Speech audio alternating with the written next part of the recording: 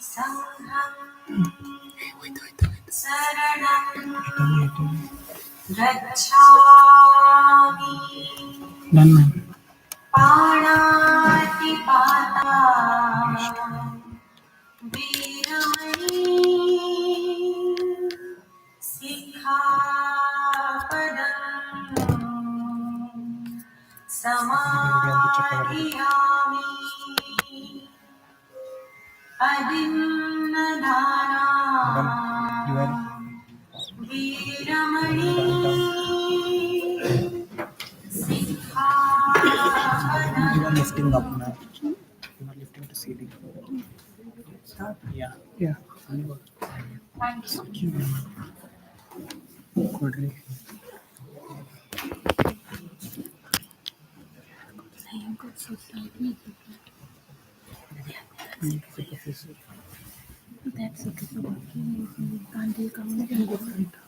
I now invite our registrar, Srimati Mamta Devi GS, to deliver the opening remarks to the gathering.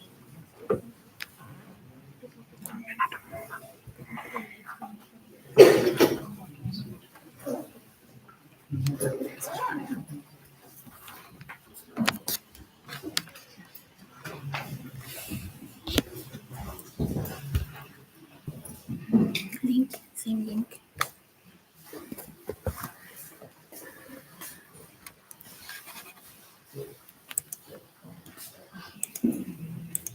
Very good morning to one person. Today we are here to honor Dr.B.R.Ambedkar Salvia Mahaparinirvana Diwas. I extend my heartiest welcome to today's chief guest, Dr. Satish Deshpande, sir, Professor of Sociology, retired, Delhi School of Economics. We welcome you, sir, and I extend my greetings to you, sir, on behalf of the and I also extend my greetings to Honorable Vice Chancellor, Professor Vishwanatha, sir.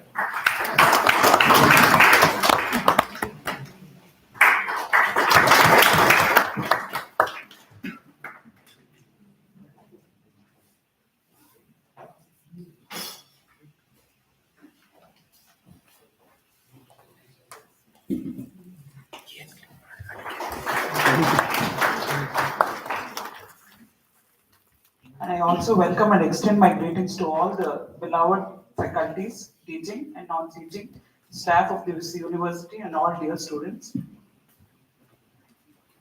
We all know that Dr. B.R. Ambedkar's death anniversary is observed on December 6th. And this year, it is 17th. What is Mahaparinirvana Diwas? Dr. B.R. Ambedkar's death anniversary is observed every year on December 6th, which not only marks his giving tribute to the legacy of Dr. B.R. Ambedkar, but being the father of Indian Constitution, Dr. B.R. Ambedkar was a prominent leader who played a crucial role in shaping modern India. He was a jurist, economist, social reformer, and politician. As a chairman of the committee, he has drafted our Indian Constitution. He has worked tirelessly to ensure justice, equality, and dignity for all the citizens.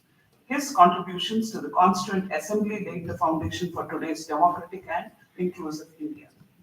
Dr. B.R. Ambedkar also served as first Law and Justice Minister in Jawaharlal Nehru's cabinet, where he worked on critical and very important legal reforms.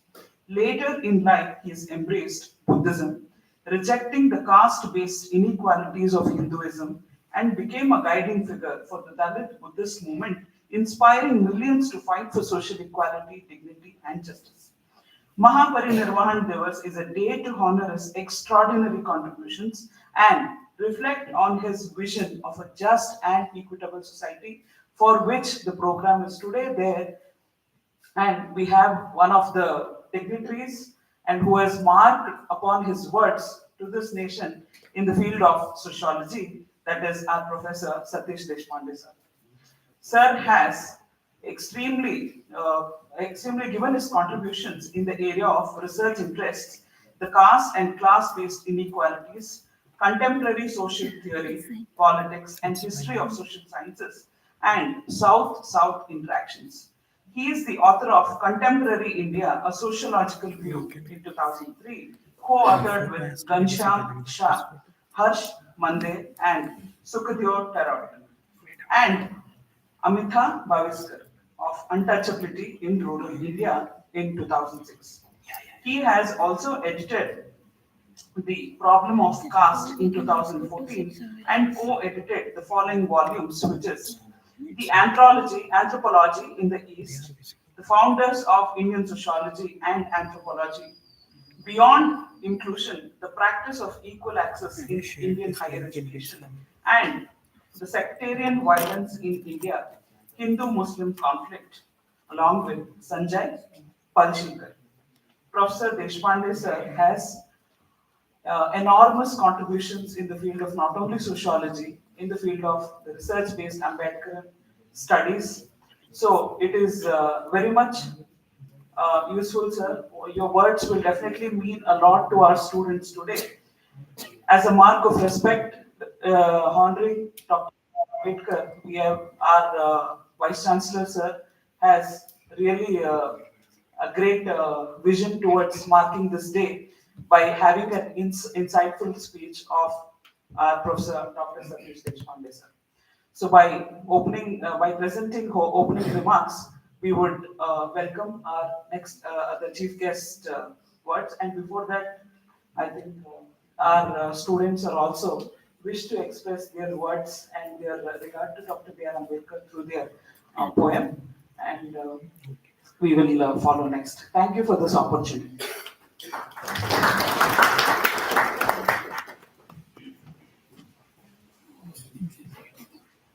I now invite one of our third year students, Karthik, to recite a poem for Dr. B.R. Ambedkar. Please welcome him with a huge round of applause.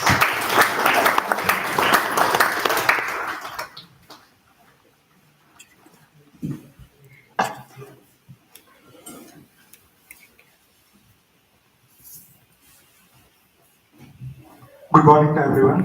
Respected Satish Deshpande sir, VC sir and Registrar Ma'am, and all the faculties and the students present here. On the occasion of Dr. B.R. Ambedkar's 70th Mahaparinirvana Diwas, we gather here to remember not only a great scholar and statesman, but a man who's fighting for dignity, equality, and justice. So, to respect these idols, I would like to share a powerful quote by Mahaparinirvana, one of the most important writers of modern India. So, this poem is Tagore 12, which was written in Hindi and translated to English by Dad. So, the poem, I'll explain first I'll read the poem, then I'll explain it. So, the stove is made of mud, the mud is from the lake. The lake belongs to the landlord. We have a hunger for bread made of pearl millet. The pearl millet grows in the fields. The field belongs to the landlord.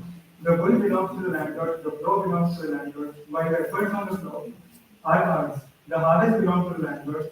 And the well belongs to the landlord. The water belongs to the landlord. The field and the harvest belong to the landlord. The seed and labor belong to the landlord. Then what is ours? The village, the city, the nation. This is translated to Iraq. So this poem uses very simple everyday methods: stove, mud, clay, water, tools to store something deeply painful. Everything needed for life and survival is owned by someone. So the poem begins with something as basic as mud stove. Even the mud used to build it comes from the lake.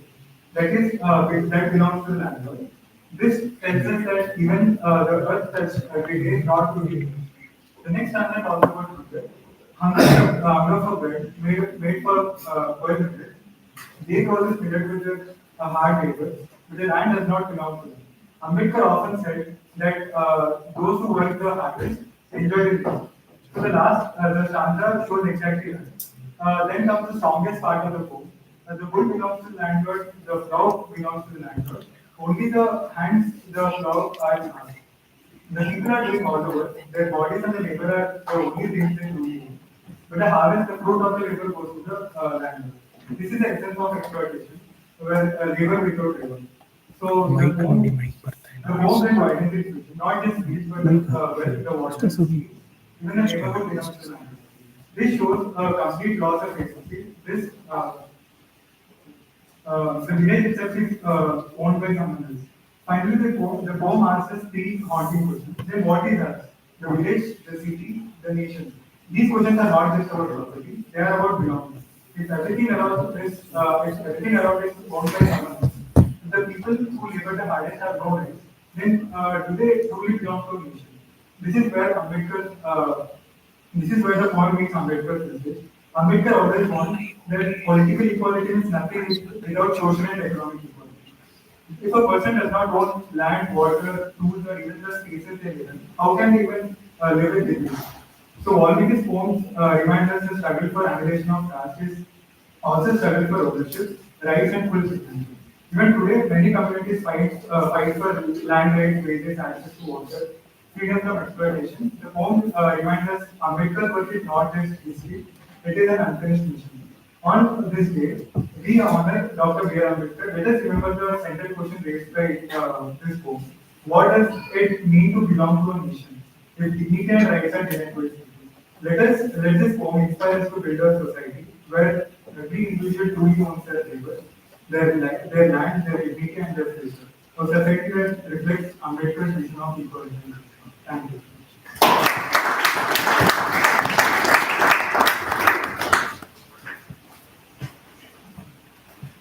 I now invite our another student from third year, Vishwa, to present a poem to honor Dr. B.R. Ambedkar.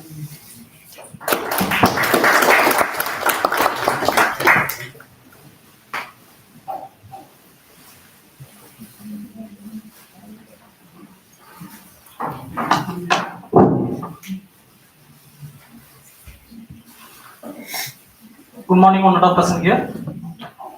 ஆன்றோருக்கும் சான்றோருக்கும் அன்பான அவையோருக்கும் பாசமிகு பார்வையாளர்களுக்கும் வணக்கமும் வந்தனமும். With warm greetings and respectful salutation to the wise, to the learned, to the estimated member of the assembly and the beloved audience. Today I am going to talk about one of the Indian sculptors who made the Indian Constitution, Dr. B.R. Ambedkar. This poem is written by me. It is in Tamil, but I tried to translate it in English, but some of the translation we lost it. So I get my best to deliver. Oh, Father of Indian Constitution! Oh, Father of Indian Constitution! The sculptor of political chapter. The sculptor of political chapter. The Brahma of earthly world. The Brahma of earthly world. Ambedkar, revived one. Ambedkar, who are the revived one. Long may you live. Long may you live. The great one who restored. The great one who restored. The rights were denied. The rights were denied. Lights through lights entered the lives. To the light entered through the lives. Weary and wrong. Weary and wrong. Whose rights are shattered. Whose rights are shattered by scheming forces. By scheming forces. You shone like a sun's first golden beam. You shone like a sun's first golden beam. Your writing burned away. Your writing burned away. The ancient chain of oppression. The ancient chain of oppression. Your words sting the heartbeat. Your words sting the heartbeat of the suppressed, the sideline, the deceived, the powerless, the deceived, the powerless. The uprising dawn in their heart, the uprising dawn in their heart, cloud with the force of the erupting volcano,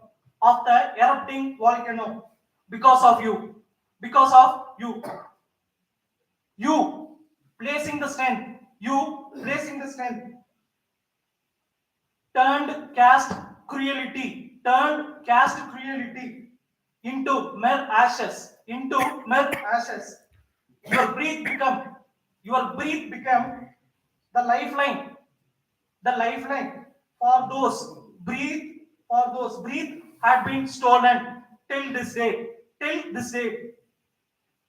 Your determined action become the inspiration of the working class. Your forwarded step become the pathway for the pure hearted who had fallen and pushed low, guiding them past obstacles towards a victory's flag. You declaring men and women are equal. Women are equal. You worked with results. And made equal wages practicably equality to plotting the capitalism. You build a tomb to deceitful charm of the four-folded caste order. You expose and destroy. Your law become equal measure of all. From the president to the ordinary Indian. It became nation's practice. The lesson every students learn.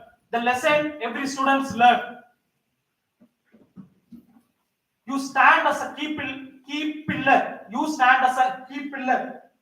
For India's Reserve Bank. Your national vision gave birth to our Central Bank of Indian soil.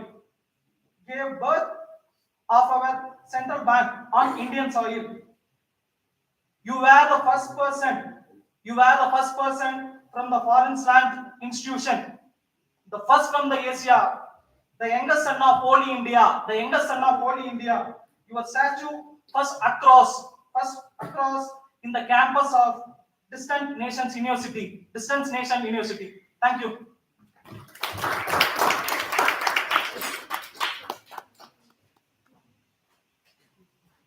I thank both of our students who I capture the ideas so beautifully.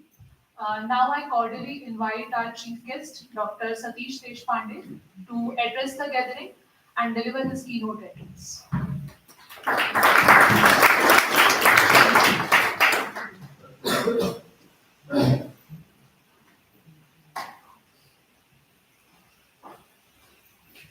Thank you very much. I thank the Honorable Vice Chancellor, Professor Vishwanatha, who I knew long ago in happier days when we were both just teachers. I thank our esteemed registrar. I thank all the members of faculty for being present, and I thank all of the students for coming here to voluntarily suffer beyond what you're required to suffer in your classrooms. So, what is the time span for your lectures? 50-minute periods? What are your periods? 1 hour. Okay. I promise to take less than 1 hour. So your suffering is going to be limited. Thanks in particular for the 2 poems, Thakur Ka Kuan, translated into English, and of course the Tamil poem, which I think the student wrote himself. Thank you very much.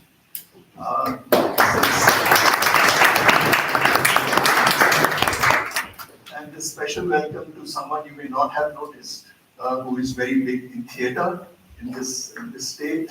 Lakshman K. is sitting at the back. Welcome, sir. If you have not already seen any plays by the Jangama Collective, please look out for them and watch them. You don't have to know Kannada. There will be a running translation available for you. Very powerful plays. Highly recommended. Just as, of course, if you have not read Thakur Ka Kuan, please read it. And if you have not already read a book called Juthan, probably the most famous book by Prakash Valmiki. Read that as well.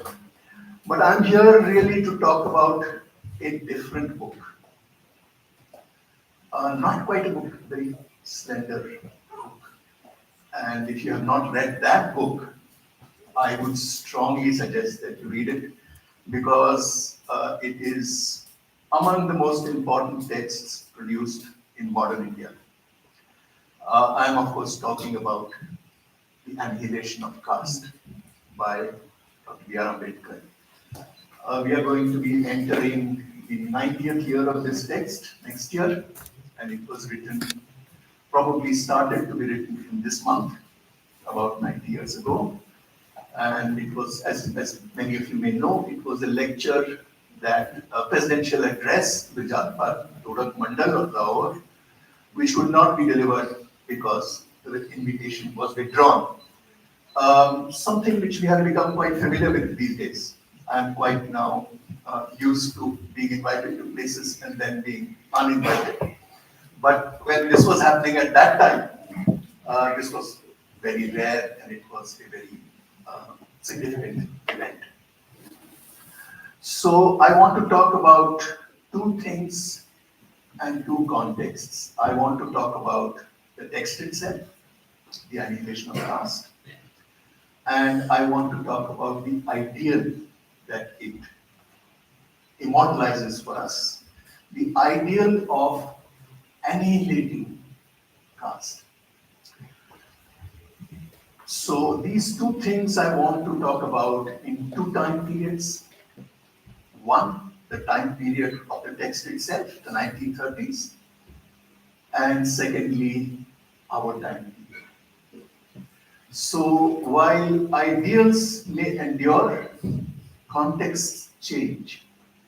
So if contexts change, what are the consequences? What should we be doing in a changed context with ideals which we want to hold to, but in a changed context from when they were first articulated? So that is my theme, and bear with me while I try and work through this. Let me start by saying something that maybe will sound provocative to you. The Annihilation of Caste, the text, is actually about the impossibility of the annihilation of caste. It is an account, a brilliant account. In India, we tend to use the term brilliant too loosely, and here by brilliant I mean an insightful. Literally, a light goes on in your head when you read that text carefully. In terms of the understanding of caste. That's why it's very important. No matter what your views may be, what your political position may be, you cannot call yourself educated unless you have read this very slim volume carefully. So the title is in fact ironic because in this text, Dr. Ambedkar is laying out the reasons why a frontal attack on caste, epitomized by the strong word, annihilation, is not really possible. In fact, he literally says that in the text, in one place. Most of the text is about how and why we got here. That is, how and why we got to a situation where the annihilation of caste, even if talked about, is actually not achievable, not an achievable goal. And in fact, the text is supposed to be his farewell to Hinduism, and that was what caused the problems and so on. So let's look at what Dr. Ambedkar is saying. He starts with the distinctions between social reform, political reform, and economic reform. The word reform here is for, it's not just since the age of neoliberalism, the word term reform also has got overused and debased somewhat. But he's talking about radical change in the area of society, radical change in the area of politics, and radical change in the area of economics. All three possibilities for radical change were being discussed and debated in the 1930s, which were actually across the world, not just in India, they were a decade of turmoil, something like our present decade is a decade of turmoil, not just in India but across the world. And as part of this turmoil, there were various movements, various leaders, various plans or visions for doing these things. And to cut a long story short, what Dr. Ambedkar is pointing out is that in the Indian context, both economic reform and social reform, that is radical change in the economic and social fields, were postponed until political change is achieved. Political change here is, of course, independence. So the Indian National Congress decided to go ahead with the campaign for full independence, full Swaraj, and the course of the independence struggle took a particular direction without first solving the social or the economic problems. And Dr. Ambedkar kept on arguing that, quoting from history, quoting from various sources, saying that this course of action is bound to create contradictions. In fact, much later in 1936 and 1947, actually 1949, when he is handing over the Constitution, in his famous last speech, he returns to this theme and talks about, it's a very famous quotation, you may have come across this already, where he says that once the Constitution is adopted in January 1950, we are going to enter a world of contradictions. In politics, we will be equal, one man, one vote, or one person, one vote, but in society and in the economy, we will continue to be deeply unequal. And this is a life of contradiction that no nation can sustain for long. This is exactly what he's talking about already in 1936. So, because of the primacy given to political reform, social reform gets postponed, sidelined. At the same time, the 30s are also a decade where they get sidelined in the sense of annihilation. That is a frontal attack that will uproot caste. I wanted to actually, I sort of forgot, I wanted to start with the words that are used for annihilation in the countless translations of this term. Have you come across any unusual words? The usual words are, Marathi uses nirmulana, Kannada uses the same word, nirmulane. Sometimes in Hindi, jati bhanjak is used, sometimes sarvanash, unmulan, all these. Pulling out by the root, that kind of an initiative on caste was sidelined. This doesn't mean that nothing was happening on the caste front.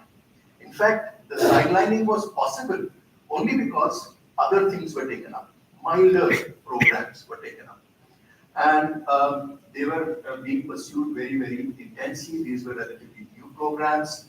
So the 1930s saw a campaign by most who you may not associate him with this, a very vigorous and very successful campaign, I must say, confined to the very large district of Ratnagiri by Vinayak Damodar Savarkar, who was in the process of being pardoned by the British government and had been confined to Ratnagiri district and had promised not to do politics, and this he thought was a safe thing to do. And there was a vigorous campaign that he carried out up and down Ratnagiri for Garbhagruha Pravesh, entry into the sanctum sanctorum of major temples in this region, interdining, etc., etc. All with the agenda that everyone should declare themselves Hindu, and caste should be, in a sense, forgotten. This is the decade where the program that Mohandas Karamchand Gandhi launched picks up momentum. Part of the constructive program, as it was called, which was back to the villages, there came the program of what he called Harijan Uplift. The 30s is also when he starts the journal or newspaper called Harijan.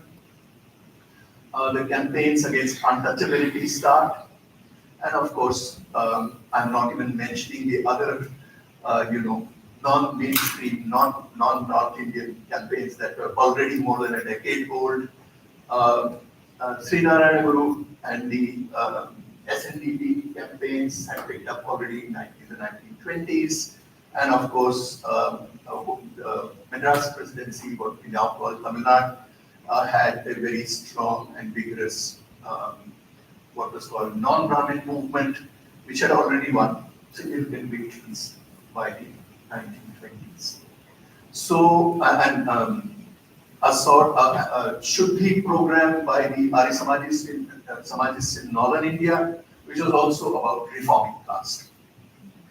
So in short, a lot was happening around caste, but not a program of annihilation. The only one who spoke of annihilation was, of course, unsurprisingly, the one untouchable in all these campaigns was the one who wanted to annihilate caste, not just reform it. So this decade made possible the language of annihilation because there was so much turmoil that was happening, churning that was happening in society at the time, not just on the question of caste, but yes, particularly also on the question of caste. So, if that was the context in which this ideal of annihilation was first put forward, what has changed since then? And what consequences follow if we still want to pursue that ideal? That is a big if, of course. I'm assuming that you want to follow that. If you want to follow that ideal, how would we do that today, in the changed circumstances today? To understand this, we need to understand that context from the point of view of today and see what was different about it, the 1930s, from what is different about things today. In a sense, the 1930s decade, was a major turning point in the history of struggles on caste.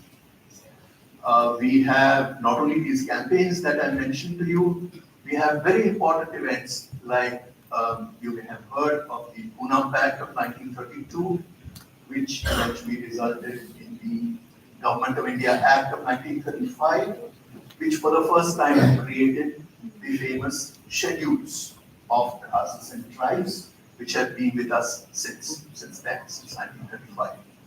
And a basic proto-reservation sort of policy, the ancestor of the reservation policy we understand today, was born before independence in 1935.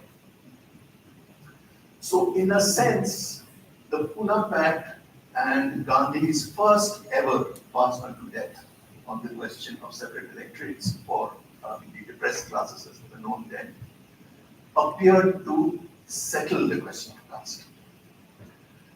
The debt that caste Hindus and basically the rest of the country owed to the depressed classes was assumed to have been, as they say, paid in full by the promise of reservation of 148 seats in the various, a total of 148 seats in the various provincial assemblies for which elections were going to be held. This was not what Dr. Ambedkar wanted. This was not even what other depressed class leaders wanted, but other depressed class leaders were persuaded to go along with Gandhi, and Dr. Ambedkar also had to give in once the fast had its expected outcome, the tremendous pressure that was brought to do this.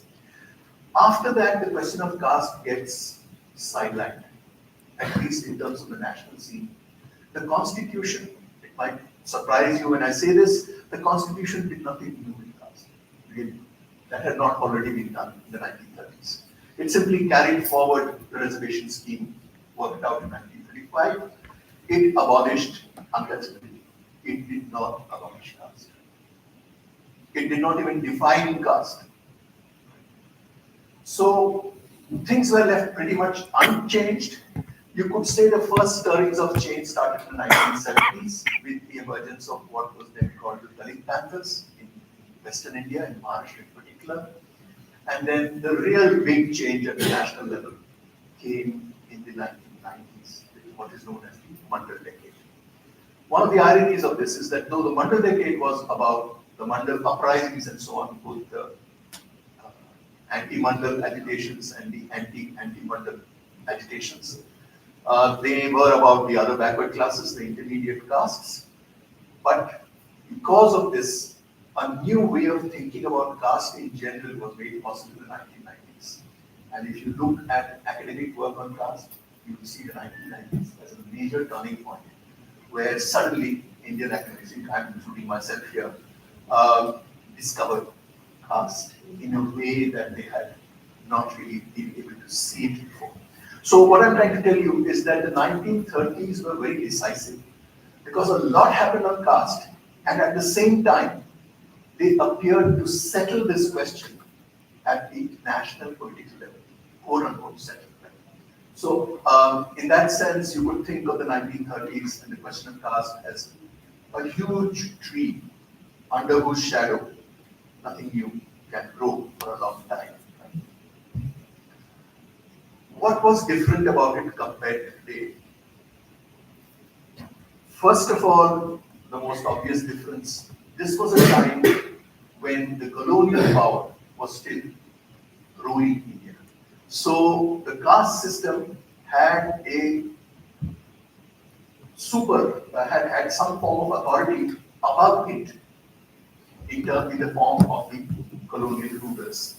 And this created spaces which became unavailable after the state was indigenized, after the local elite took over the Indian state.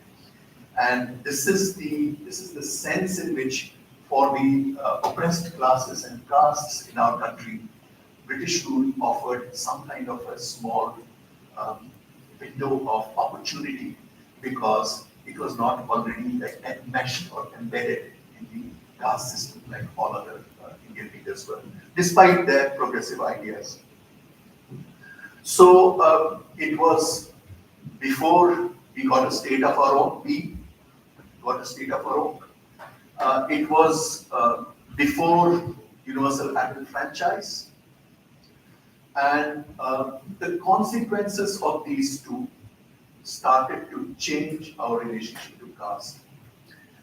So, to cut a long story short, I've written about this elsewhere. The Nehru era was quite decisive in the history of studies on caste, and particularly in shaping the national mindset on caste. It was in the Nehru era that caste as caste got modernized, got strengthened, got cemented in ways that make it impossible for us to even imagine annihilation today. How did this happen? And this happened, let's not make any assumptions about conspiracy theories. It happened with the best of intentions. Let's say that it happened with the best of intentions. In the 1950s, late 40s, 1950s, not just in India, across the globe, this is when something that will be of interest to you. This is the age of economics. This is when post-Keynesian world was a world shaped by economics and economists. This was also the age of science and technology. This is the age of Sputnik. This is the age of space travel. The 50s and 60s, this combination of economic science and science itself and technology promised a whole new world. And the promise of science and technology and scientific ways of handling problems was such that many people, including Jawaharlal Nehru, believed that economic change would bring automatically in its wake would follow all other kinds of change. So economic development would solve the problem of communalism, it would solve the problem of caste, it would solve basically all of our problems. Our job was to make sure that economic development and the development of scientific temper, again, a very popular term today, whether in its lack or in its promotion, these would be the magic wand, these would be the keys that would unlock all our knocks, all our problems. What this did was that it made cosmetic initiatives on caste, which were significant. When I say cosmetic, I'm perhaps being a little too harsh. On the other hand, it is true, and there is plenty of evidence for this, it did not really disturb the reproduction of caste and caste relations. So the new constitution created a very ironic new situation. The same constitution abolished all distinctions of caste and other such social distinctions in form, in law. It created equality. At the same time, it offered reservations.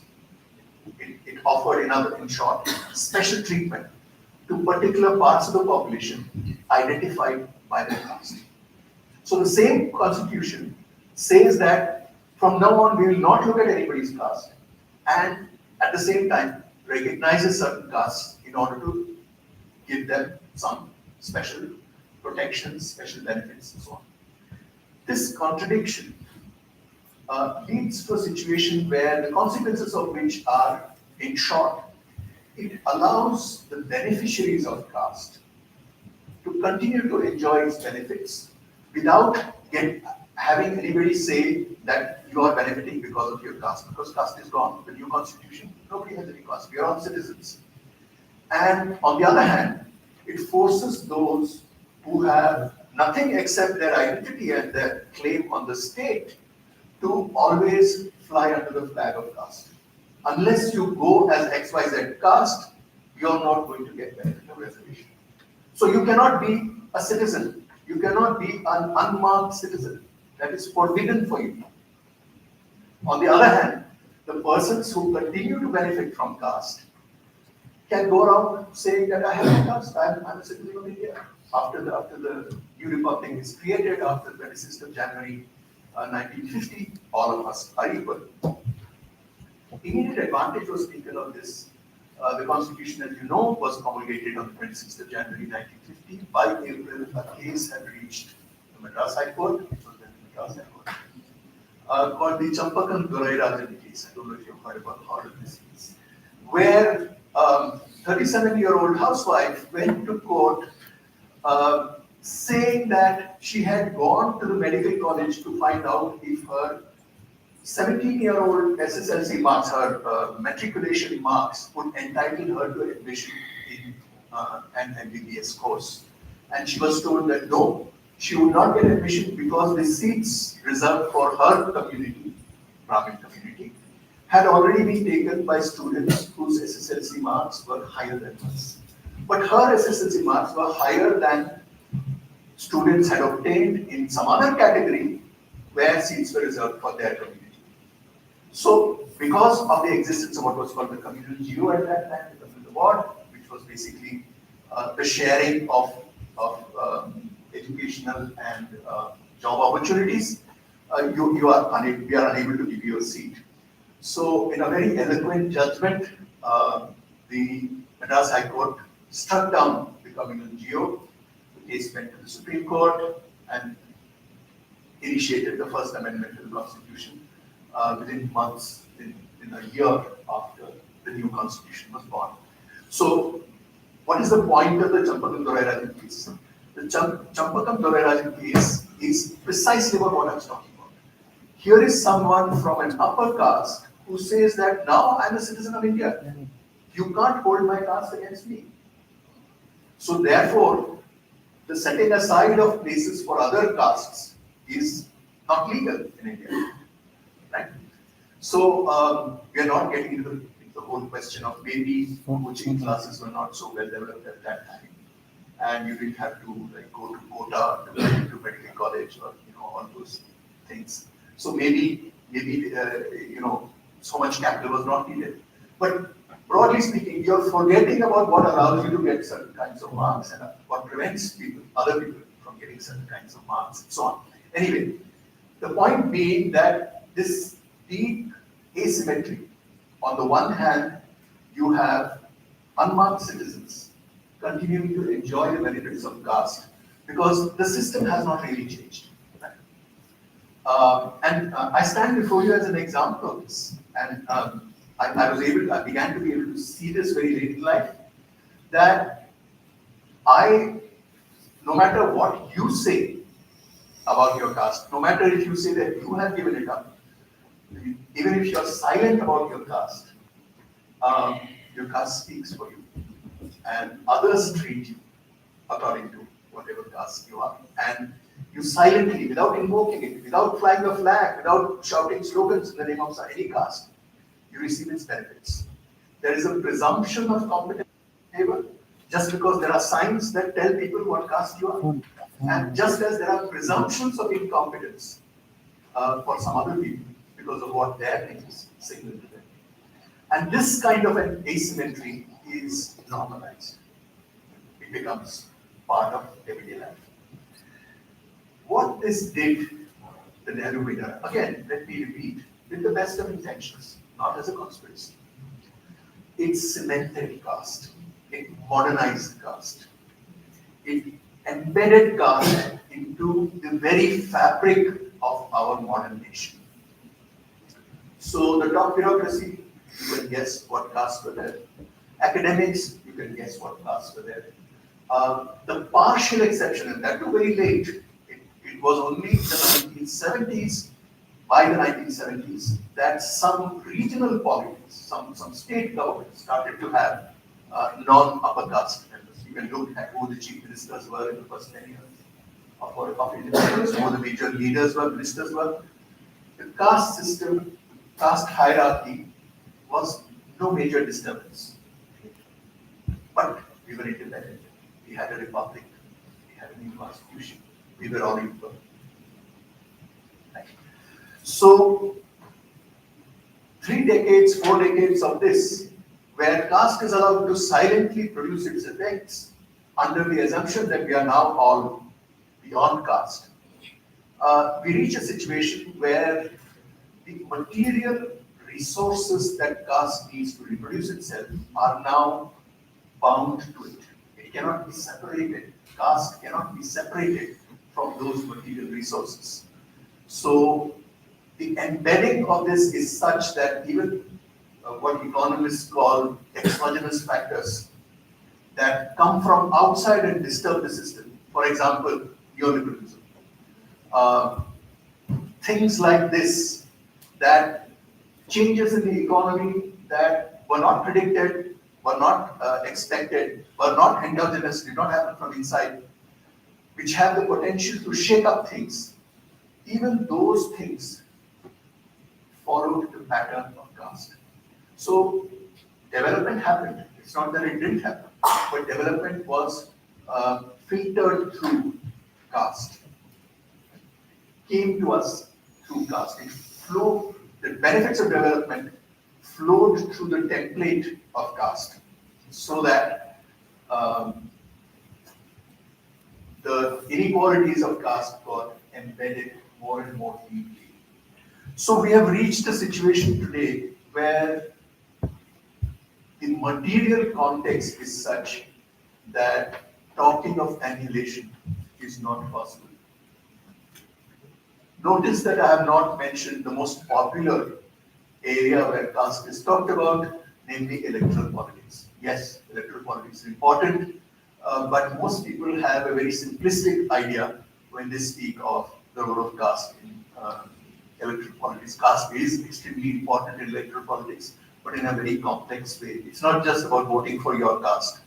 It's far more complex than that. So yes, there is also that, but to me, the most important thing is the enmeshing of caste in the very fabric of our material life. In a way where it is going to be very difficult to just pull it out by the roots. So, where do we go from here? So does this mean, therefore, that we should stop talking about annihilation, or even forget about doing anything, being able to do anything about caste? Let me again be a little provocative and say that yes, we have to stop talking about annihilation. I don't think annihilation as a frontal attack on caste is possible. We have to keep trying, of course, but that cannot be, and I feel should not be, our primary strategy.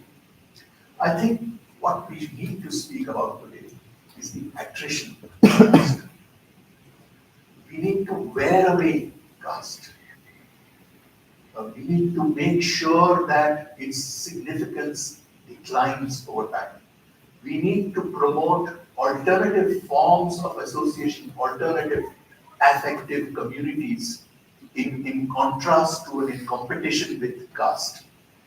We cannot seek to directly attack it and pull it out by the roots, as it was possible to imagine being done in the very heady time, very inspiring, open-ended time of the 1930s. Today, there are so many things, starting with the economy, where choice is not available to individual nation states.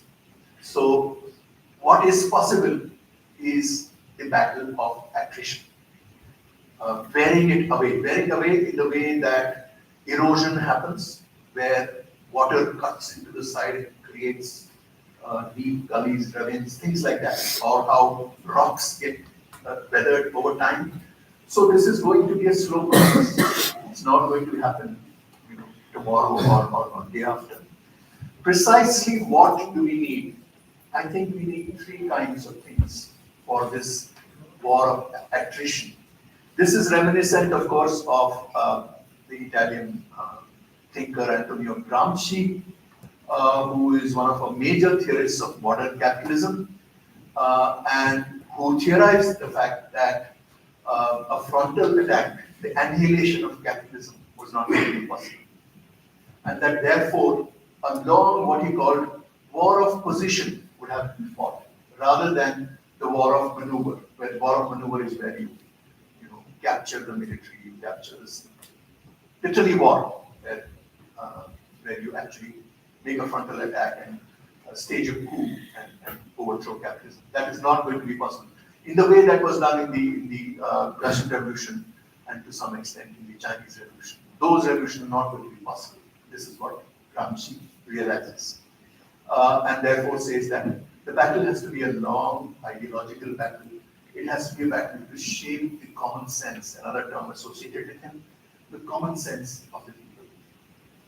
That is roughly what we need to do about caste. And we need three things.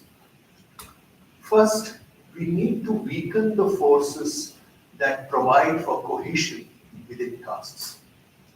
So, in other words, we need to weaken the centripetal forces that make the sort of gravitational pull that keeps people in their castes.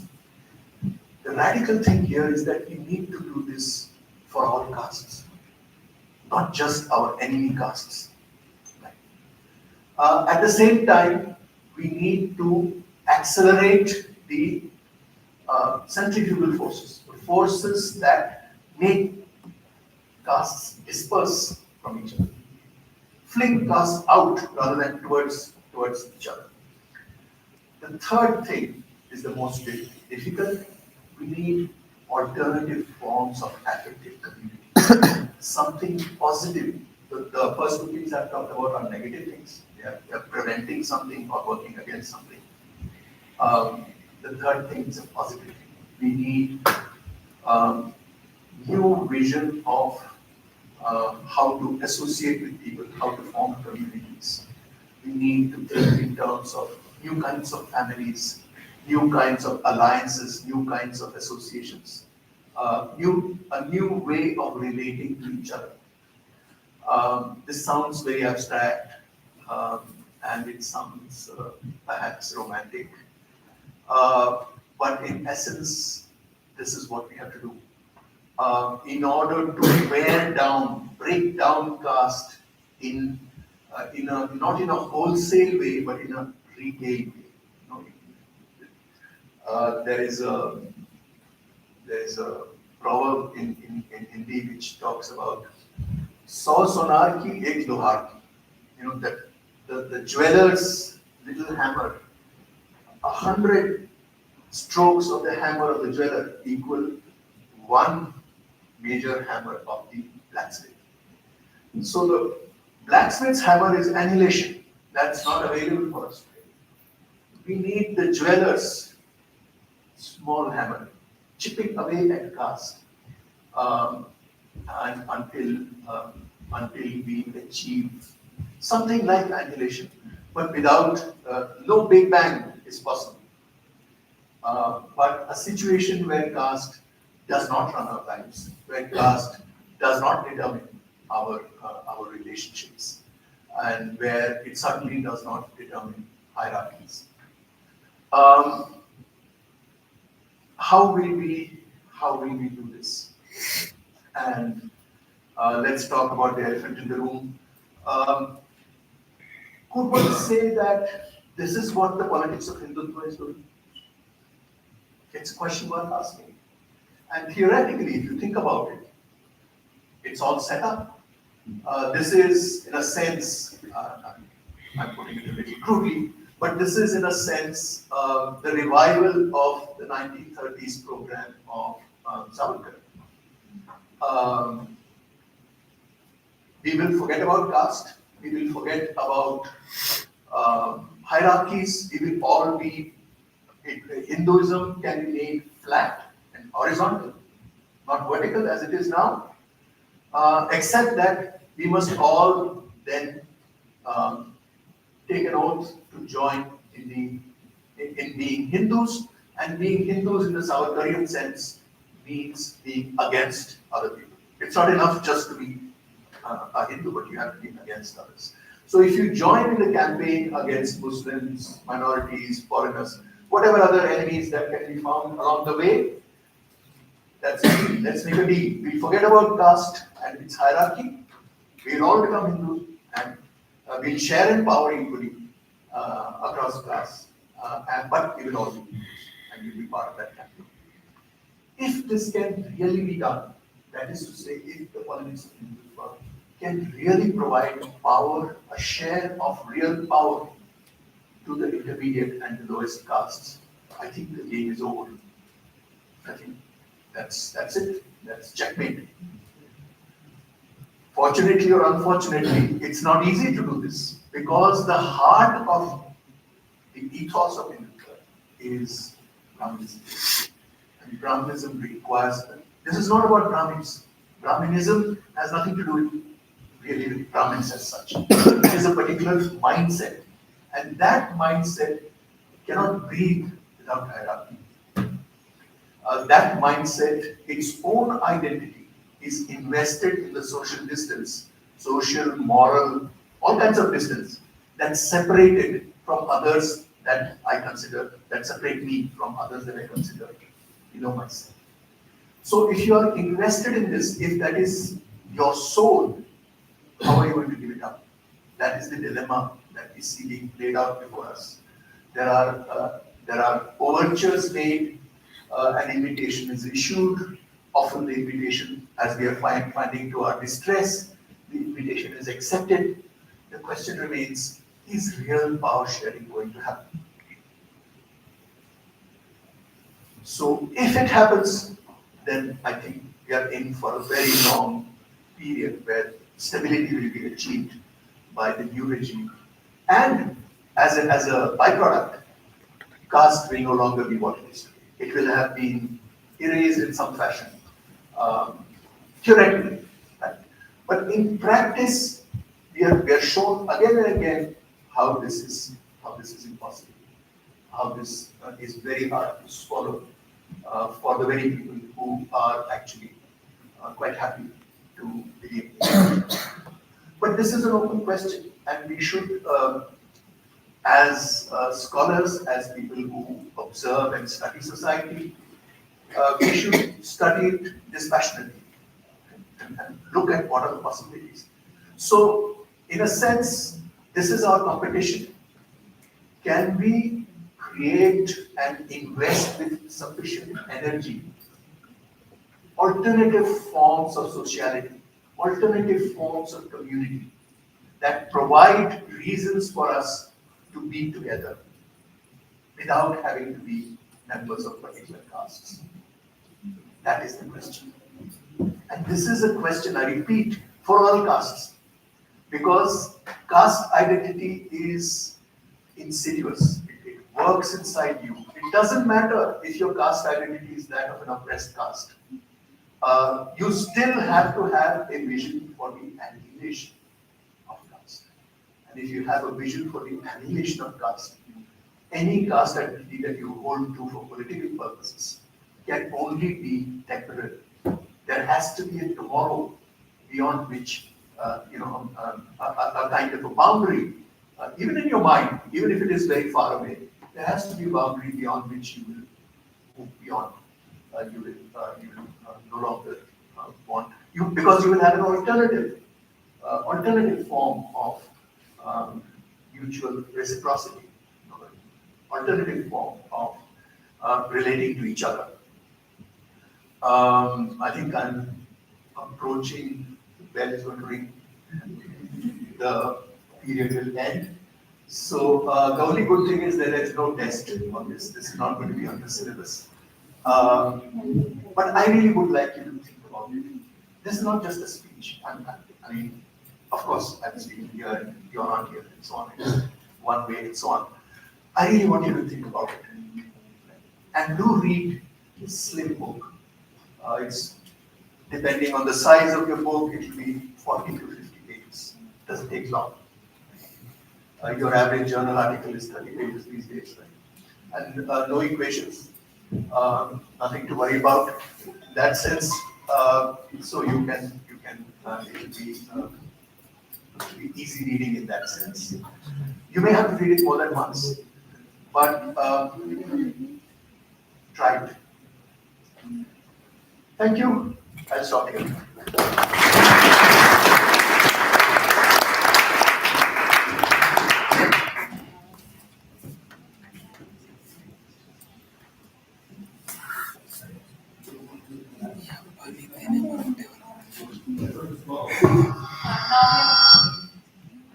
Now we are going to take any questions. So please raise your hand for the questions.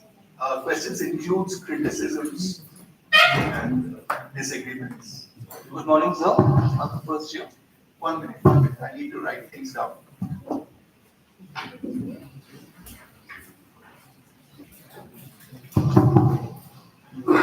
Yes. Sir, Tell me your name. Sir, Anush. Anush. Sir, we come from a country where, the confuse people from other minority religions also, right? And any small change in this intricate system gives rise to communal riots. How will we solve this issue without bringing up these communal riots or having any kind of violence? Is it possible to do this without violence? Just say this again. I'm not sure I understand fully. How is communalism related to caste? Sir, I'm saying that any change in this intricate system of caste system would give rise to communal riots. Why communal rights? Because any Why not caste rights? caste riots also. Sorry. Yeah. I'm puzzled by your. Yeah. So any kind of it gives rise to like riots, right? Yes, violence. Violence. Yes. How will we solve this without violence? How will we solve this issue without violence? Is it possible? Okay.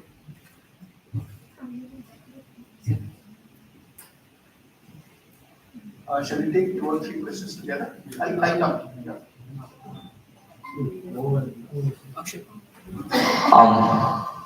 Hello, sir. I had 2 questions actually. One is about how you mentioned Akshay. All A's. Yeah.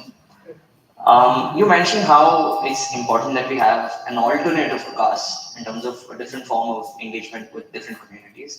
One thing I'd like to prod you further on is you gave the analogy of erosion as opposed to annihilation. Do you believe that it is easier to set a new system up altogether, or do you think that it's easier to break down an existing system? What do you think is easier or harder? And my second question is, do you believe that setting up an alternative system could also lead to some sort of chauvinism, some sort of same problems that we face with the caste system? Yes. One more and then we. Hello. Good afternoon, sir. Thank you so much for the insight. Name, I hope it doesn't begin with A. No, sir. Your name? It actually begins with B. Yes. Oh, okay, we are going alphabetically. Yes. But I didn't hear your name. What? Bharadwaj. Bharadwaj. Yes. Sir, bear with me. It may be a little bit long, but sir, my fundamental question is, what do you mean by a frontal attack on caste? What do you mean by a frontal annihilation of caste?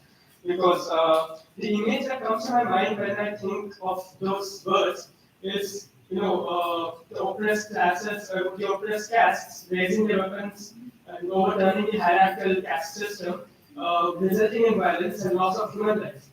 If that is the case, can we truly call it annihilation of caste, or does it become an annihilation of castes and human life? And if that is the case, for putting aside the possibility of annihilation of caste in the 21st century or in any century, do you think it is acceptable to have a full frontal attack on caste system? We'll take these three and we'll come to. Okay, so let's start. I think Anush's question and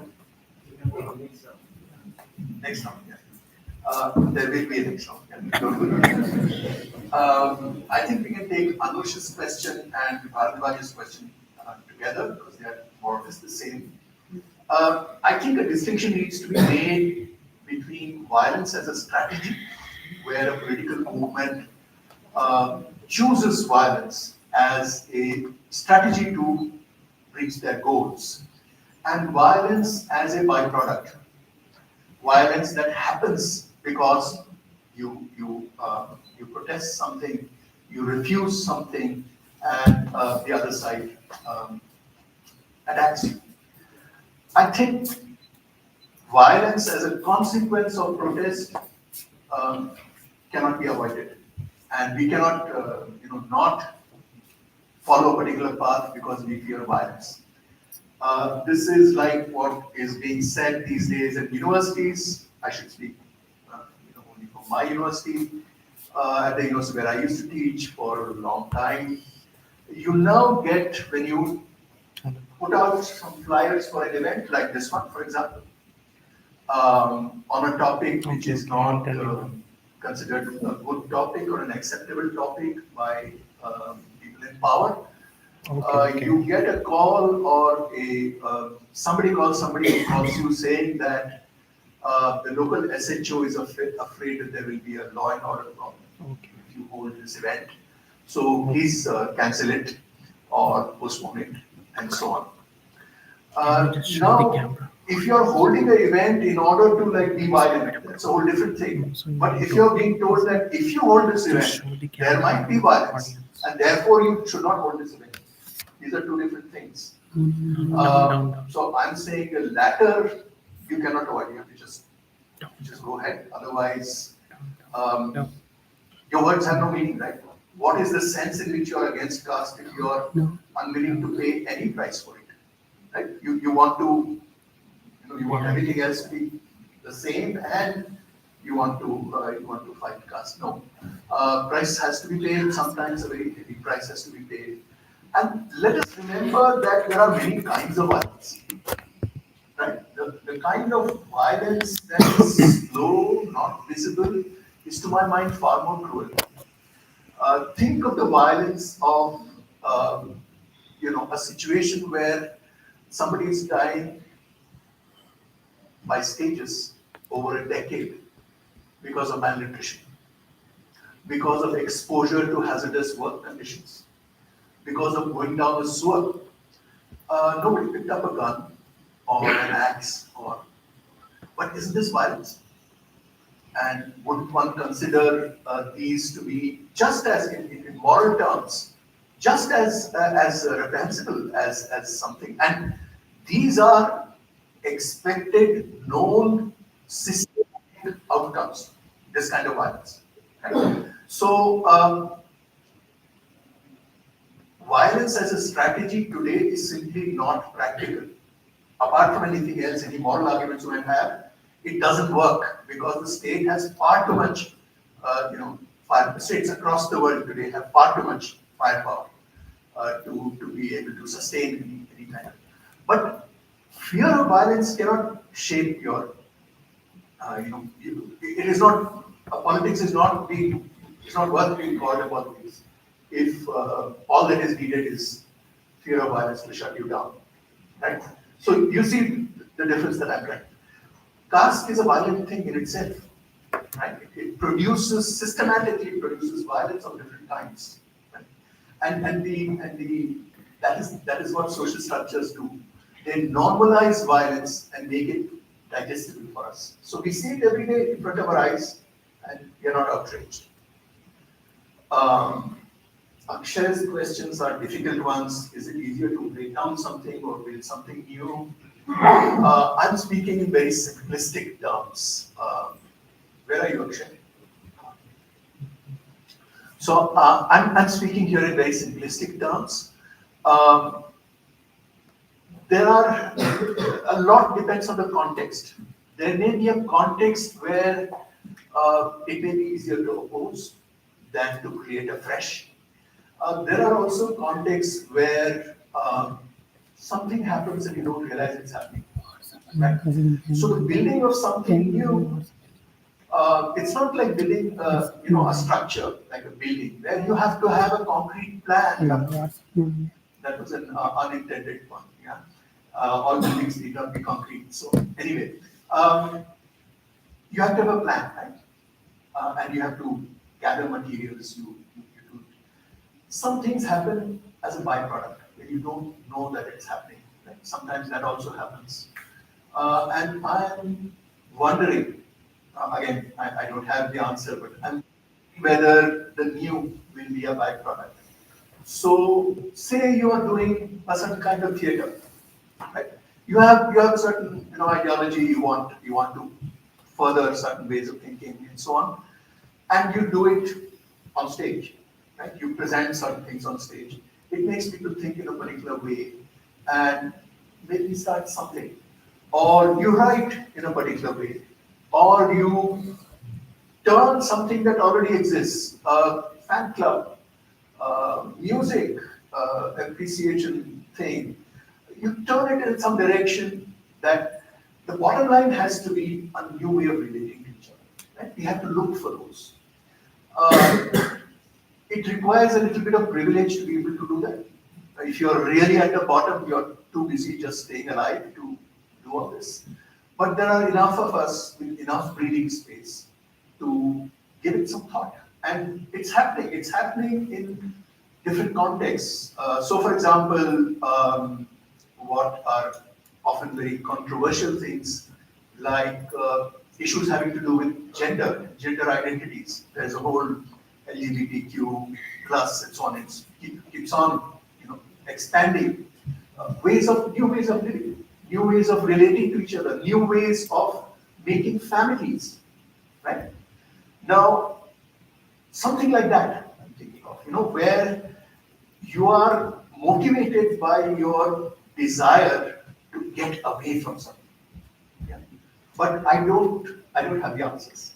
I don't know what shape it will take. But I feel that that's what we have to look for. Because simply negative things alone are not enough. You need everything. You don't just need enemies all the time. That's the mistake I think that's being made today. Thinking that having enemies will constantly keep politics alive. It will not keep it alive. There will have to be something positive to bring people together. Yes, now we can have it.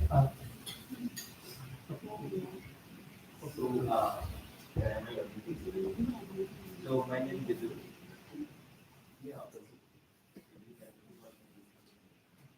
So I have actually three questions. First one, two questions are related to us. Be rational a little bit. Pick your best two. Yeah. Because we want to. Yeah. So two questions are related to Your name, please. Bidur, B-I-D-U-R. Bidur. Bidur. So two questions are related to relationship to good judgment. First one, that if you are converted, you are a civil tribe or civil cause, if you are converted to Christianity, you cannot avail the whatever facilities, the protection facilities are there, you cannot avail that one. And another one, that is the recent judgment by maybe the Gawai also gave it to that, and now Kant is also on that same direction. That uh, if you have economically very strengthened, like if you are a IAS officer, your next generation are not going to avail any caste benefit. So if those benefits are related to untouchability, so how should the society or the law is actually judging that those people who are converted, they are not facing that untouchability? What is the purpose of giving protection to those classes? Are they related to, like, is that we are going towards this annihilation? What is your view on that? These are the my first questions. Second question is that the caste systems when it first appeared, like if I do some economic activity, like maybe if I'm a sweeper and my last 10 generation do that particular activity, people started recognizing me also as a sweeper. That's why if I think I may not be true, I may not be right, but that's why the caste systems evolved. And now, if we look at the recent economic inequalities, like I'm bringing to the economic talk, inequality now, poor and rich, there is a proper class up there. Like the poor becomes now facing the untouchability, and that thing we can easily feel that when you are in the train. There are general category, there are second class, third class, first class are there. So are we moving toward annihilation of the previous existing class, or we are moving to another caste systems that we are not aware about till now? Maybe after another 100 years, these previous class systems will eventually evaporate, and we are putting foot into the another caste systems that we are not aware about, and then we need another evolution or another level of writing to reduce this inequality. It needs to be said here. Thank you. Thank you.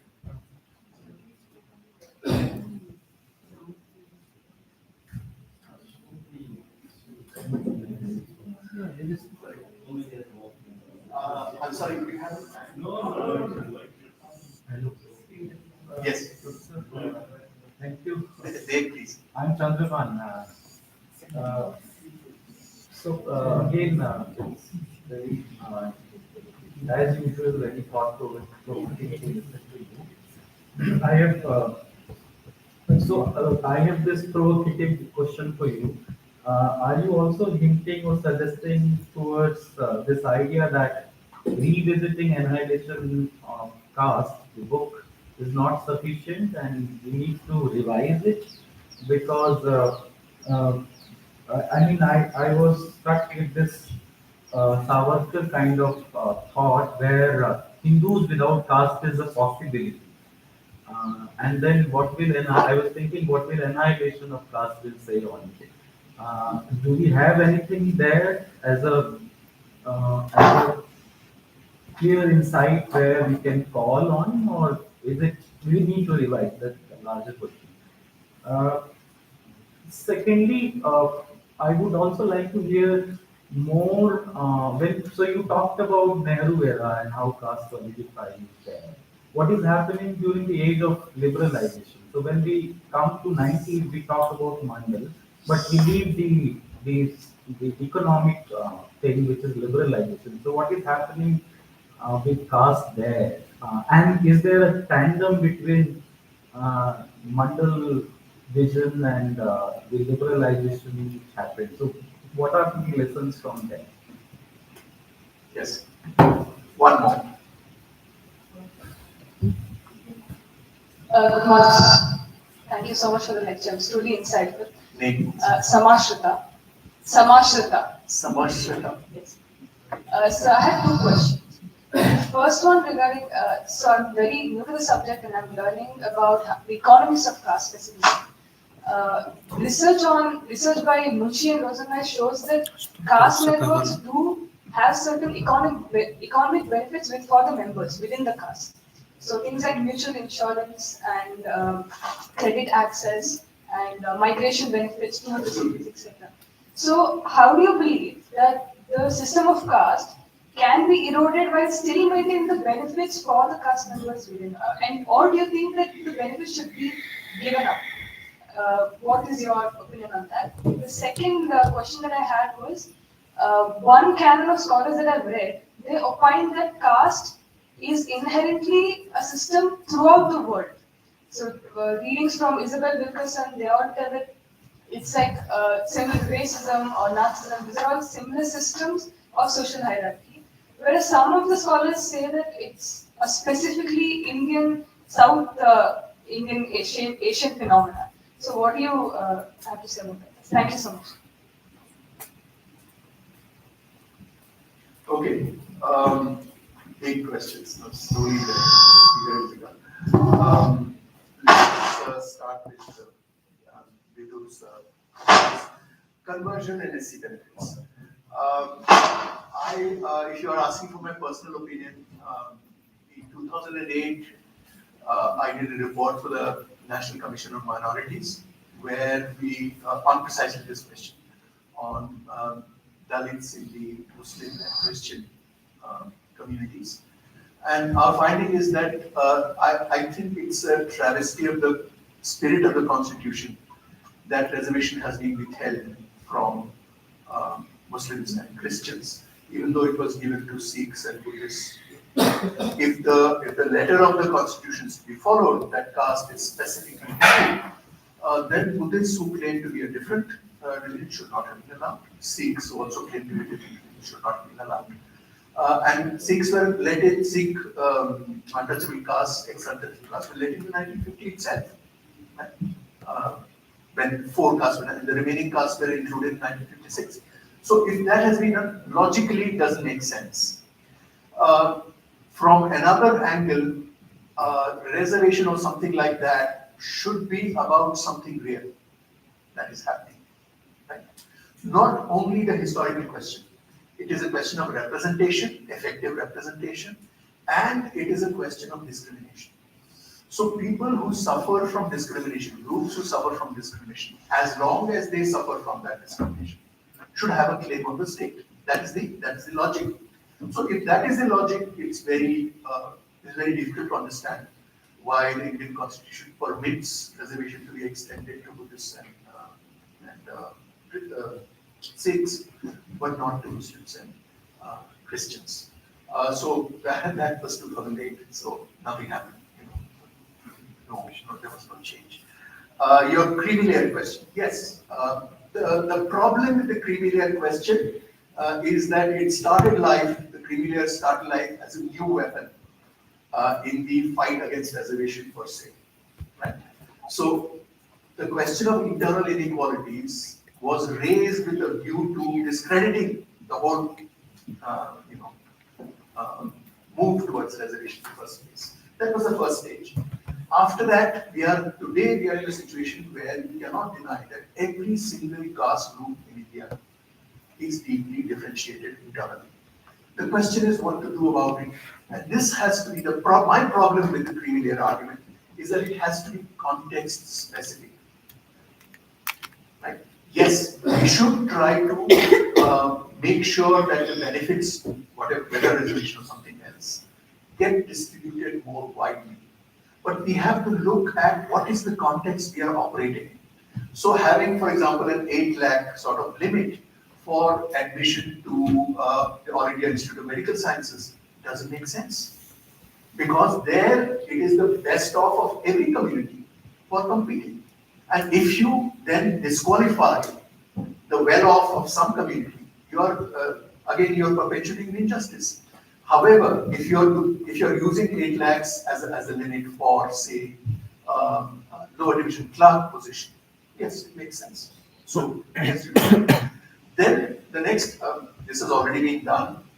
You have to make sure that this is not a trick as it usually was to convert back to general category, so-called unreserved, to convert a seat to unreserved. So once you take care of that, once you say that it will pass on to others who are below the criterion, context-wise, right? You have to have different criteria for different contexts. Right? So yes, IS officers, children, yes, you could say that.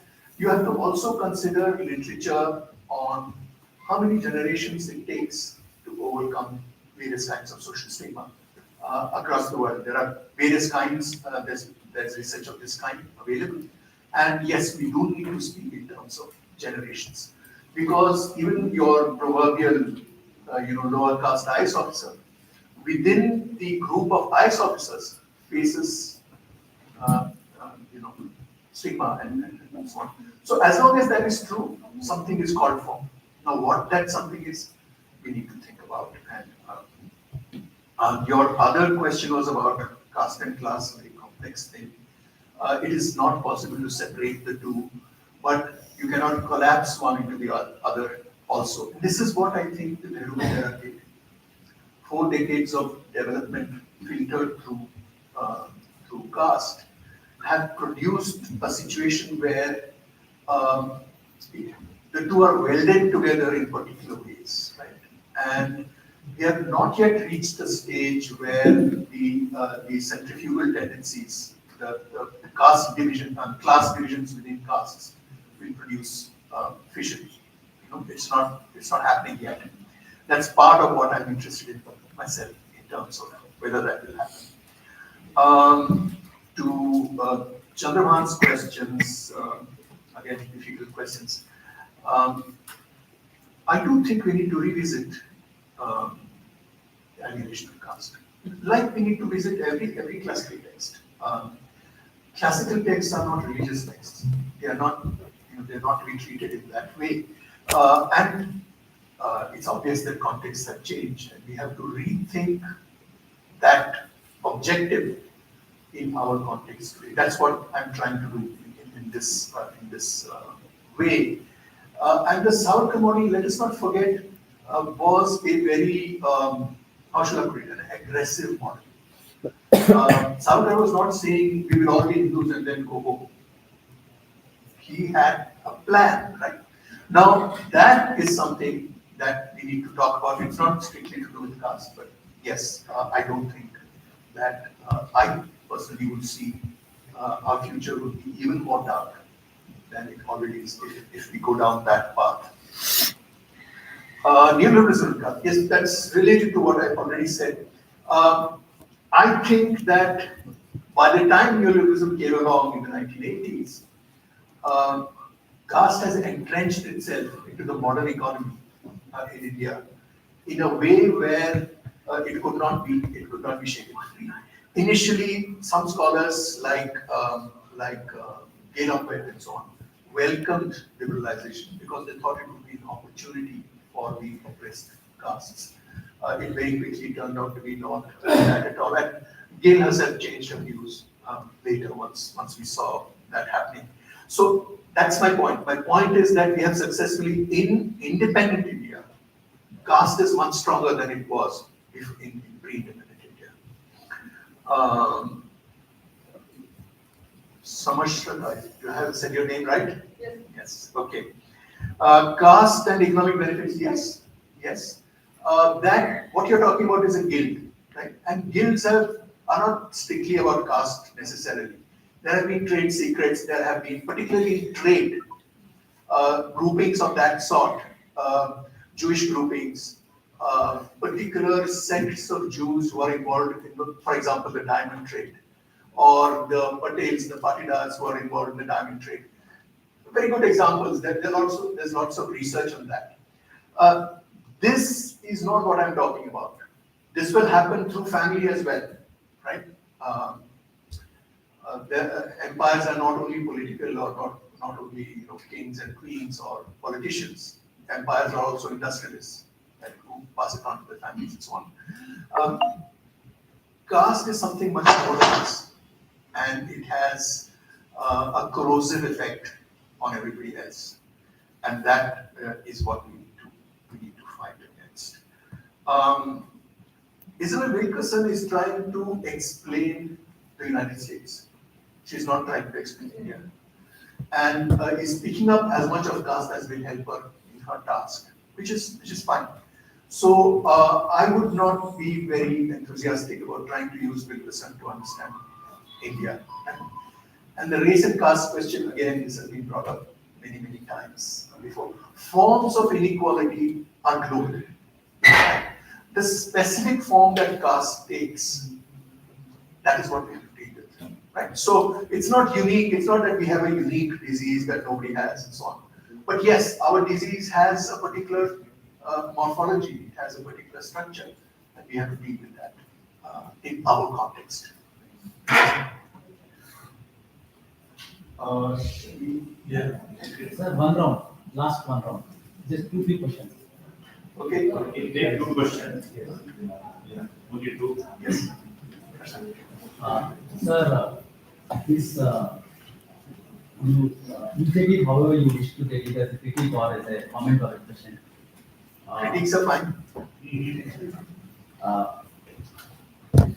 In the Hobbesian law of nature, let's say when we move from the state of nature and we enter into Commonwealth, that's when we accept something called law and the constitution. So when the moment we abide by the constitution, one has to undo the existing contract. That is the, in Indian sense, we have to undo the caste contract to enter into the constitutional contract. So here we are not doing that. Someone like Austin Granville has argued that it's just Austin Granville, that it's the social revolution that's happening. And now taking to the 70s and the 80s and 90s, something like politics as social text was happening. Let's say Dalit Panthers, let's say the Bhajan Samaj Party, or let's say you can take some of the socialist elements doing this. And then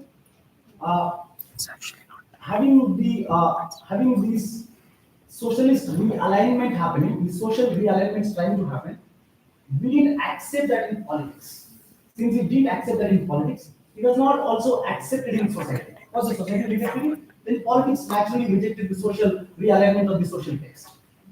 And then in your in explanation of your word annihilation, of Ambedkar's word annihilation, you try to find the Indian usage of it, which is good, but you didn't really go into the conceptual clarity of what you mean by annihilation.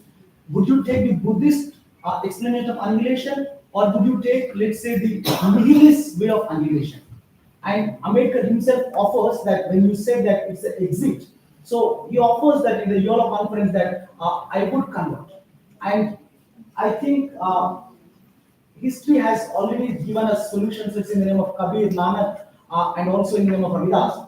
And Ambedkar is just supplementing to everything that all these thinkers are doing. So I don't think it is an impossible that Ambedkar presented. And Ambedkar gives the answer in the element of fraternity. So I don't think he really meant that it would be an impossible task. Hello? My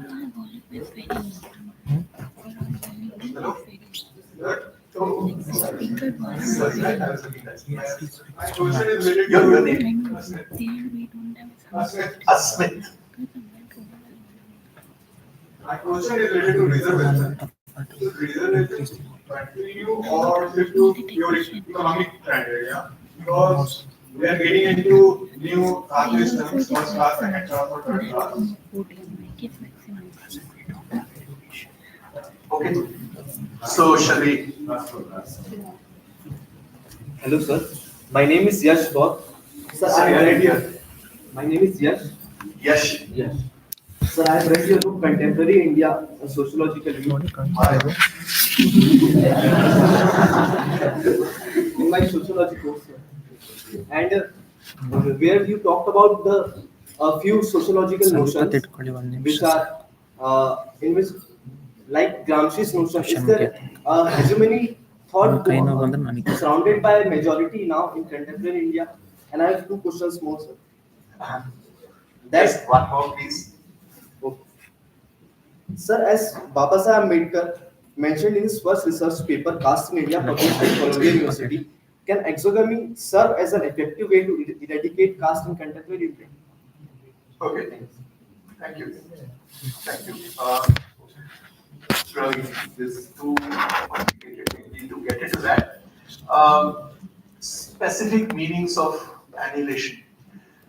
See, the problem with the concept of annihilation, however one understands it, The problem is the mutuality of caste.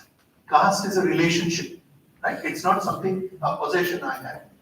So for caste to be annihilated, both you and I have to be in a different world. Just me saying I will go with Kabir or I will go with X, not enough. If you continue to be whatever you are and see, look at me in the way that you used to before, it will not work. So we need something larger than either you or me to pull us. And for Baba Sahib, that was Buddhism, right? But what about the non-Buddhists, right? How would they relate to? And if you want to have a very dystopian science fiction type of thing, you can imagine a mass conversion to Buddhism, and today's communism would be Hindus versus Buddhists. It could, like go in that direction. So yes, these are very difficult things I'm talking about, right? And I'm talking about them too simply, as though they are easy. You know, and I know that they are not easy. But we have to, this is what attrition is, you have to keep trying every day a little bit, right? That way. So we'll talk more. This is. And impossible, he says literally. That is there. I see where you're coming from, but I want to also provoke. A Smith on reservation. I have a rhetorical answer and a non-rhetorical answer. Which would you like? My rhetorical answer, which I've been using for about 10 years now. Let 1 month pass where there is no atrocity against Dalits in the whole of India. You can stop reservation. That's my rhetorical answer. The more serious answer is, what is reservation trying to do? You're a student of economics or teacher of economics, one of the two? Yes. So you are very well aware that more than 90% of our workforce in the so-called informal sector. The reservation is part of less than 10%. Say, current estimates, 92 to 94, so 6 to 8% of jobs we're talking about. And the state sector within that 6 to 8% is again small.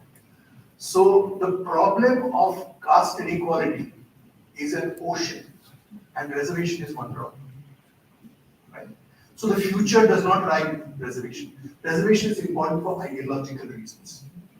It's for reminding people that we need to share the nation, that the nation is not anybody's property.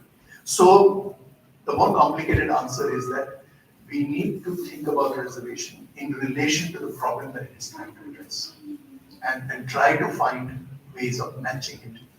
Right now, we are in a very, very bad phase of the world economy, where the only jobs being created are precarious jobs, indecent jobs, to invert the ILO's decent jobs.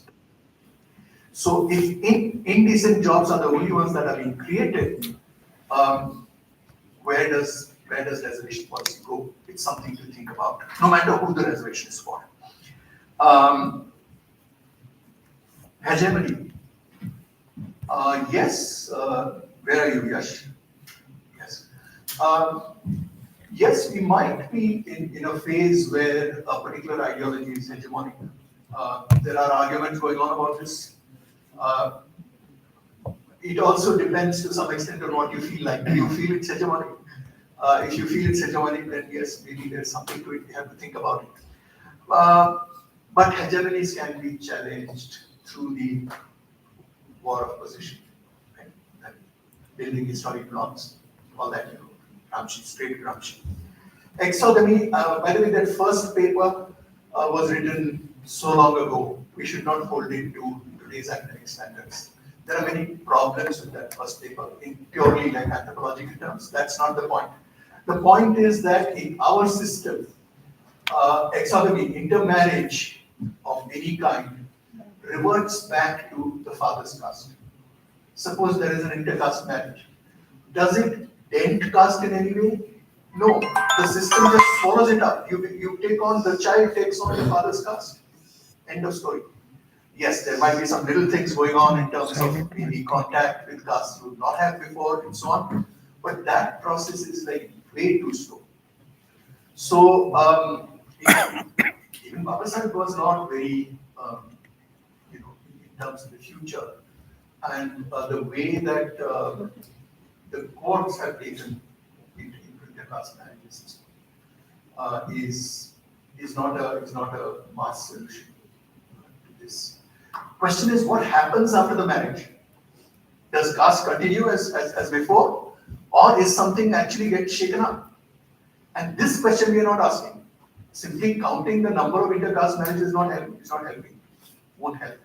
Plus something that Dr. Ambedkar also brings up. There is a way in which boundaries between castes are located on a heat spectrum. Some boundaries are very hot. Some boundaries can cool over time and become quite cold. So the boundary between Brahmins and Banyans, for example, is quite cold to me. And there's no activity on that border. There's no LOC, right? But between Savarnas and OBCs, or the twice born as they call them, the OBCs, that is still warm. And between Dalits and non-Dalits, it's hot. It's always been hot, right? And there's definitely an LOC for everything. You can imagine that boundary. So while the internal, the weakening or the becoming less hot of boundaries between status adjacent castes is a positive thing, we can't really bank on that. As Varsal says in the AOC itself, that actually strengthens the larger caste. It strengthens the hot boundaries, right? The weakening of boundaries in between. So exogamy, these sorts of questions, I think, are very, very partial. And we need to think about what happens beyond the institutional marriage. We have to think about family or kinship relationships. What form do they take? So thank you all very much. I'm sure some of you still have some questions, and many of you may have, out of politeness, not expressed criticisms. Please feel free to do that outside if you feel better. Thanks once again to Professor Vishwanatha.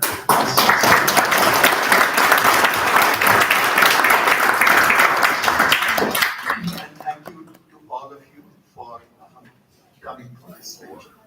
Thank you.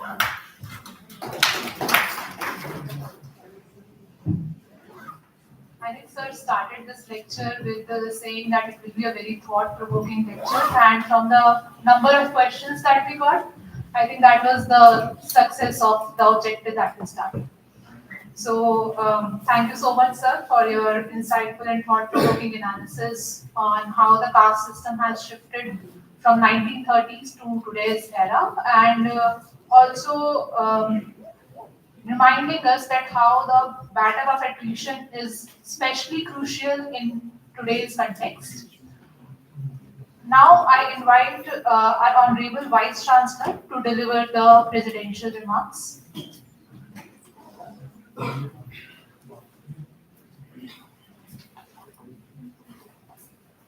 Respected Speaker, Dr. Satish, Deshpande, Register Madam, my dear teachers, student friends, and all the advantages. So, we just now heard a very brilliant, thoughtful lecture by Professor Satish Deshpande on account of 70th Mahaparinirvana Diwas of Dr. Baba Sahib Ambedkar. So, December 6th, as you all know, that we celebrate this Mahaparinirvana. Death anniversary of Baba Sahib Ambedkar is celebrated as Mahaparinirvana. The reason is very well known, because Baba Sahib renounced the Hinduism, converted to Buddhism. And in Buddhism, the death is something that frees from everything. Nirvana, Mahaparinirvana refers free from sufferings, free from everything. Once the person reaches the stage of death, he is free from everything. That's why we call it Mahaparinirvana. But because Baba Sahib has clearly stated in his writings, many, if you read Ambedkar, his Dhamma, and also he has given, beautiful analytical things, many volumes. So most of the religions uh, show, most of the religions you find only moksha dhatas. Baba Sahib believed in only marga dhata because Buddhism never talks about this moksha and other things, only the path, right? Yes. So that is the difference that we need to understand because now we call it, many of us, most of the Dalits and others consider Baba Sahib as a prophet, equating him to Jesus, Muhammad Paigambar.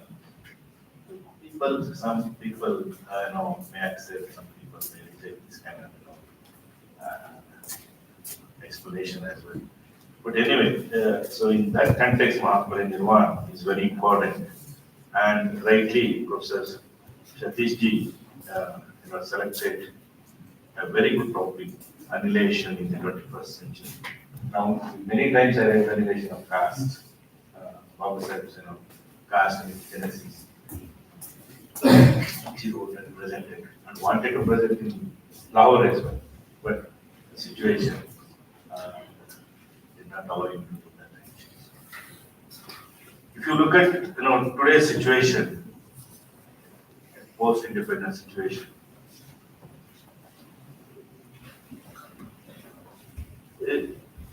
see, caste in India is getting strengthened day by day. Not necessarily in the old form, but in the new forms.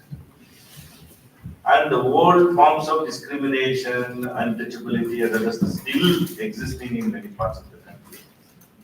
And caste is different in villages, caste is different in middle towns, caste is different today in very, very metropolitan, urbanized settings.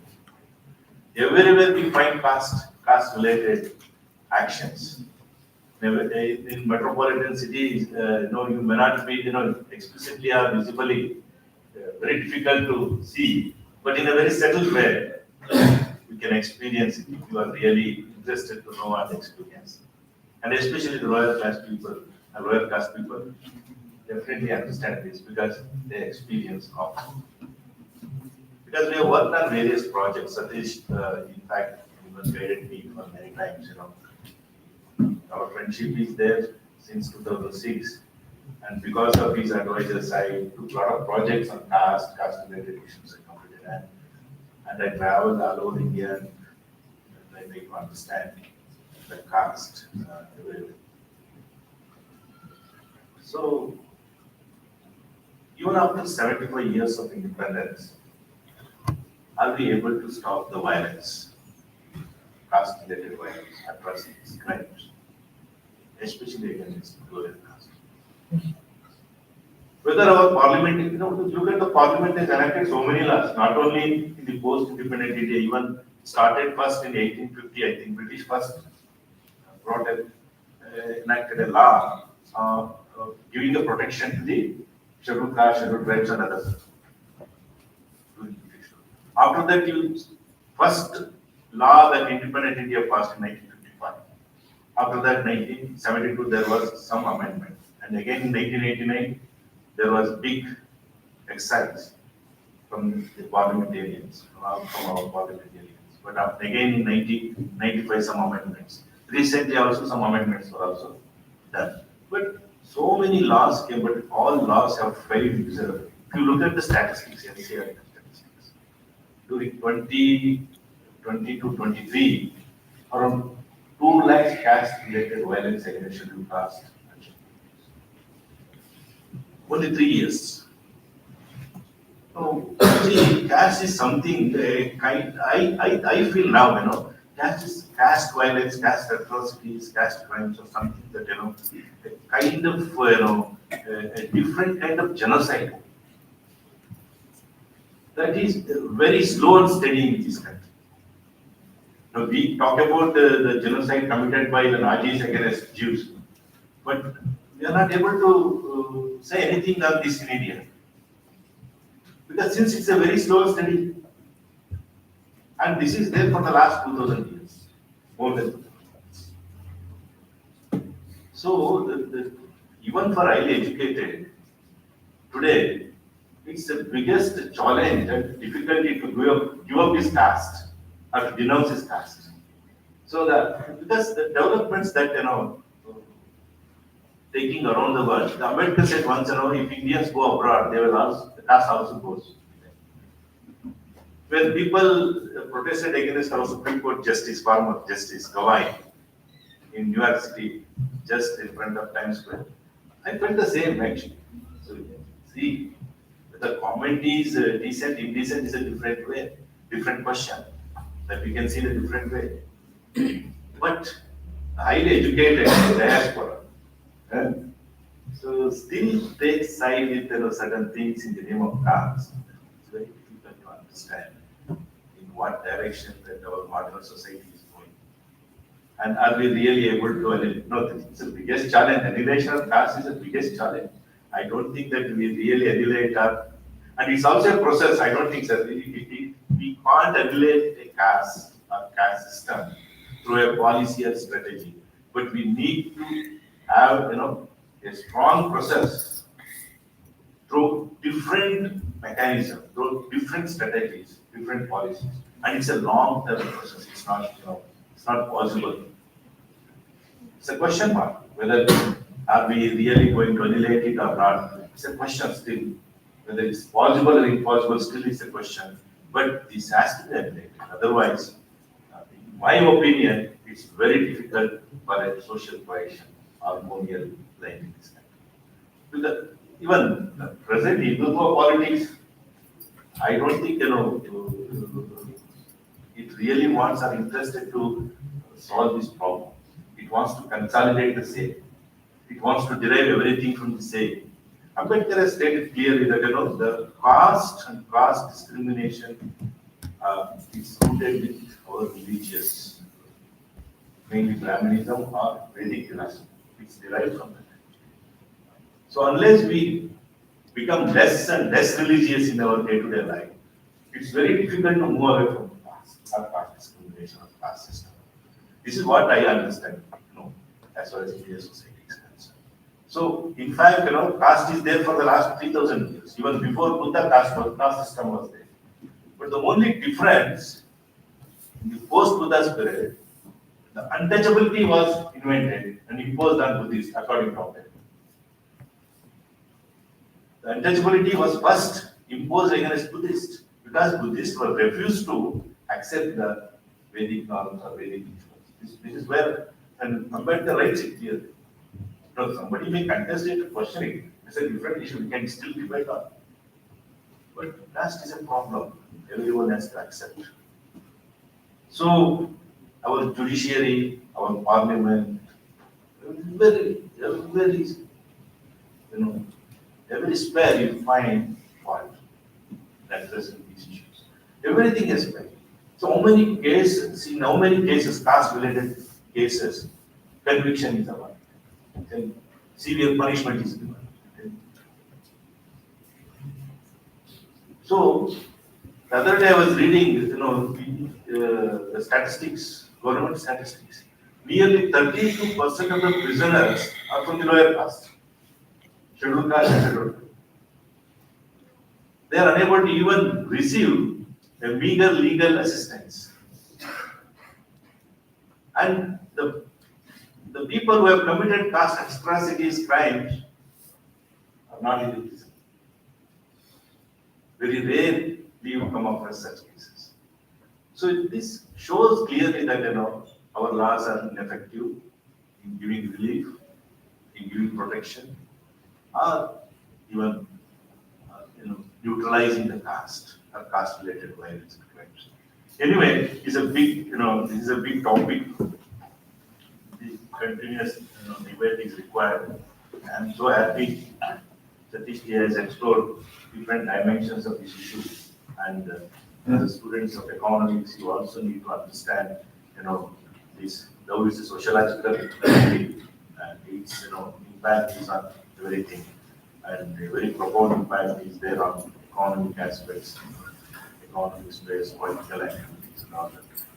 And reservation, the importance of reservation today, I don't think it's really important to debate on reservation. Reservation has no impact at all.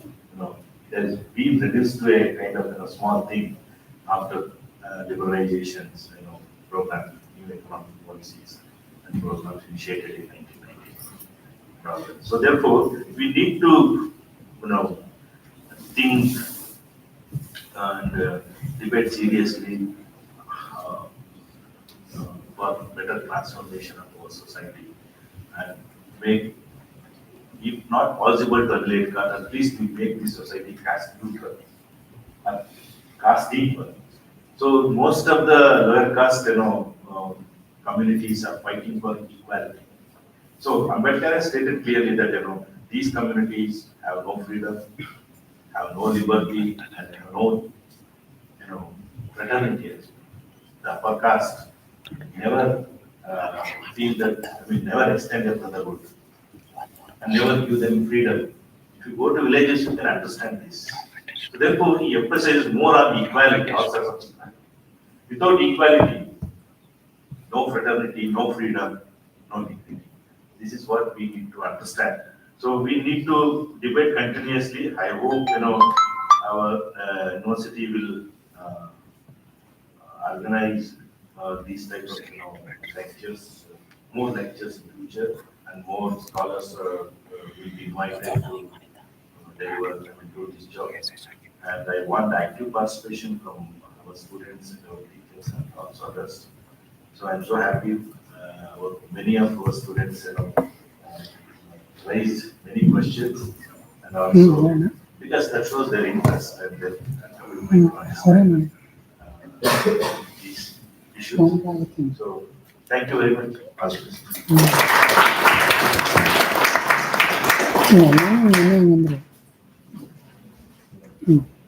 Thank you, sir.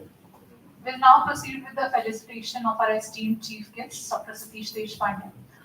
May I request our dignitaries, our Honorable Vice Chancellor and Registrar Ma'am, to please come forward and present a memento as a token of gratitude.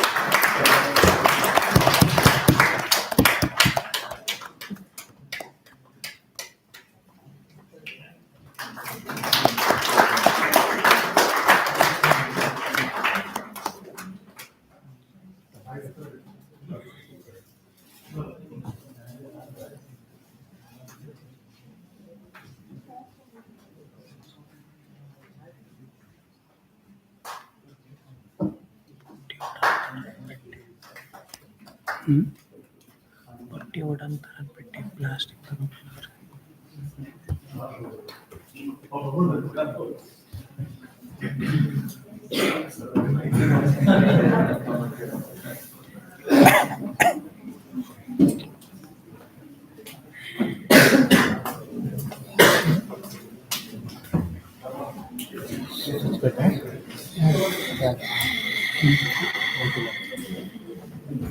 students